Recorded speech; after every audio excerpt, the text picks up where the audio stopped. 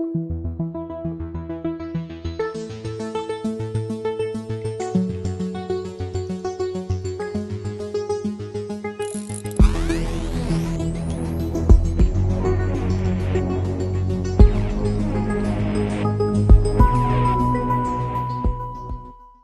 is an election here in Georgia on Tuesday, the 5th of January, that will decide, and this blows me away, but it will decide the immediate future of the United States and possibly the long-term future of this country as well. These two criminal Republicans who now hold the two Senate seats here in Georgia, Kelly Loeffler, who was appointed to her position, and David Perdue, who is a cousin of the former governor of Georgia, both of whom are just self-interested Christian fascists, and they make such a big deal about their Christianity, especially Kelly Loeffler, who talks about how she attended church. Oh God. Anyway, the two challengers, David Ossoff and Reverend Warnock, must win this election January 5th. They have to. And I'm hoping that people here in Georgia will make that happen. If the Senate remains in control of this disgusting turtle, Mitch McConnell, he's going to do to Joe Biden what he did to Barack Obama. And the country is going to dissolve and die. But we have something else to deal with here. It's basically the same thing. The election administrators here in Georgia are fighting several things. These bizarre conspiracy theories about this election are really getting out of hand, thanks to the Proud Pricks and the QAnons and the rest of these assholes. Plus, there are the ballooning costs and the staffing problems that are coronavirus related. As the state is getting ready for these runoffs next week, this is next Tuesday. It's a week from tomorrow, for God's sake. And as reported by Politico, in interviews, 8 Georgia election officials, all of whom, most of whom are Republican, including a top aide in the Secretary of State's office and county administrators around the state, they all said they were confident of holding a smooth election on January 5th to decide control of the Senate.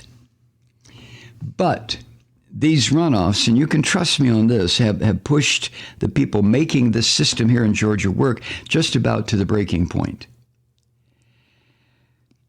Some election offices have had to deal with temporary closures because of the illness, because of the Trump pandemic. And the election officials here in Georgia, the most they can do is hope that election week doesn't bring more illness and death at exactly the wrong time.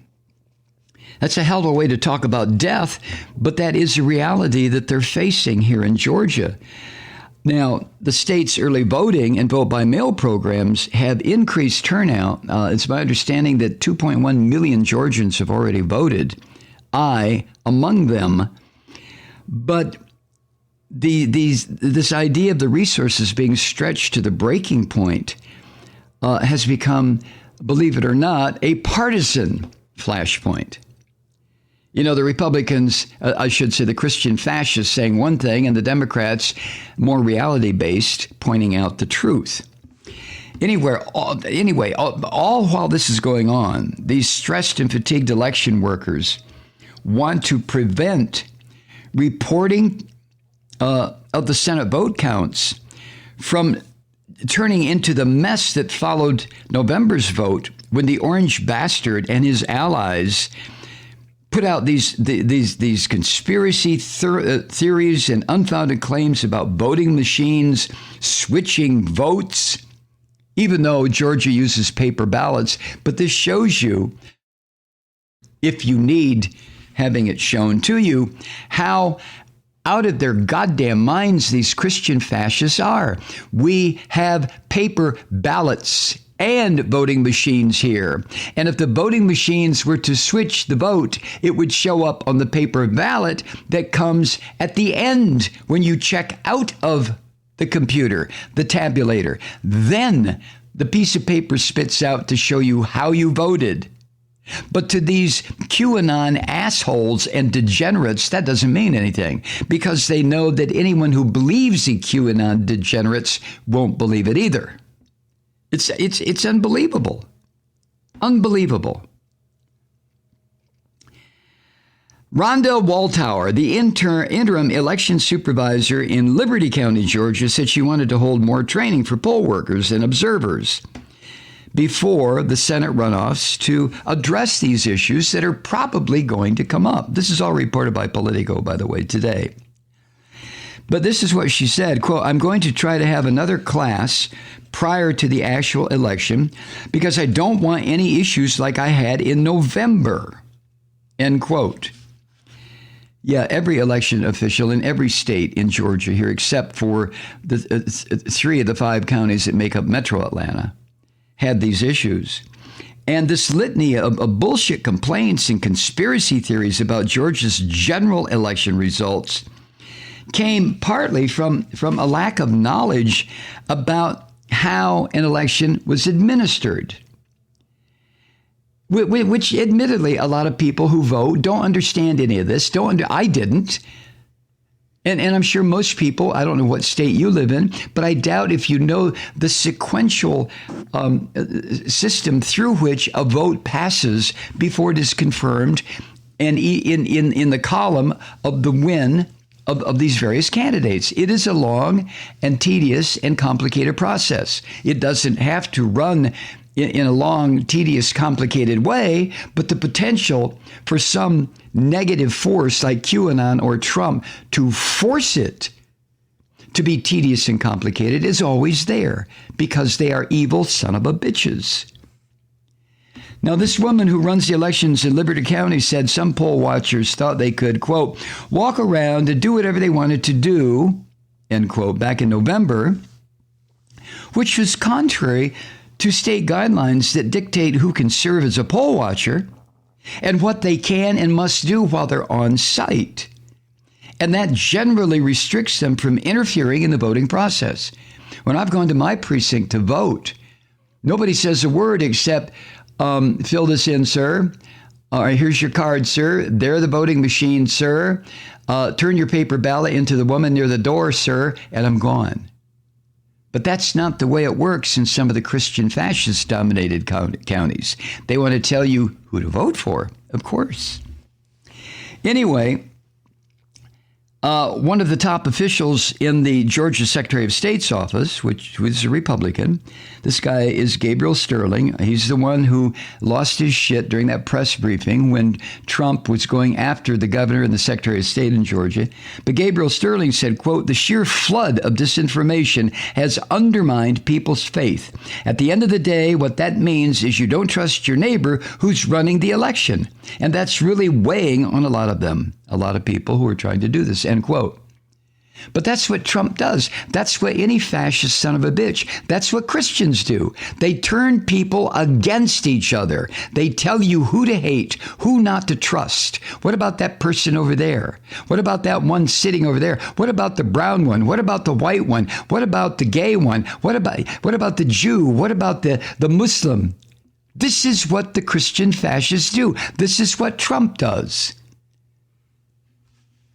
This is what the Republican Party did for 40 years until the Republican Party watched as the Christian fascists inserted a dagger right into the Republican Party's heart.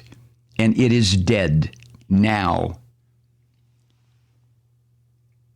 In the pandemic, the Trump death and destruction is also weighing on preparations for this vote. Election administration have become hyper aware that COVID cases could throw a wrench into the plans for this vote next Tuesday at the last minute. Marjorie Howard, the chair of the Board of Elections in Talbot County, a tiny county of about 4,500 registered voters. I think we have 60 counties in Georgia, which is insane. Do we have more than that? Maybe more than that.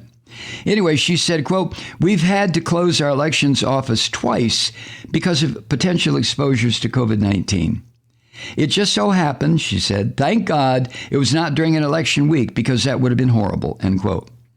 Well, with everybody having made their little Christmas jaunts against medical advice, against the advice of public health officials, against the advice of pandemic officials, against every ounce of common sense to stay the fuck home for one holiday season. Stay home. But oh no, millions of people, 8 million people flew, another 60, 70 million traveled by bus, boat, train, car. So what do you think is going to happen a week or two from now? You know what's going to happen, don't you? Hi, Truth Seekers. Mike Malloy here. As you know, we've switched formats and are now broadcast exclusively on the Progressive Voices Network. So that means you get fewer program interruptions, no corporate commercials, and lots of profanity. But our format change also means some of our radio listeners no longer hear the program. It's been a while since I mentioned our podcasts, so you may have forgotten that there is a way to listen to this program anytime you need a good dose of screaming. Visit MikeMalloy.com and subscribe to our podcast. As a podcast subscriber, you can download the program to your mobile device and take me with you wherever you go. And if you have a friend who needs a dose of truth-seeking, you can give a gift subscription as well. That's MikeMalloy.com. And never miss a minute of the uncensored fun and frivolity.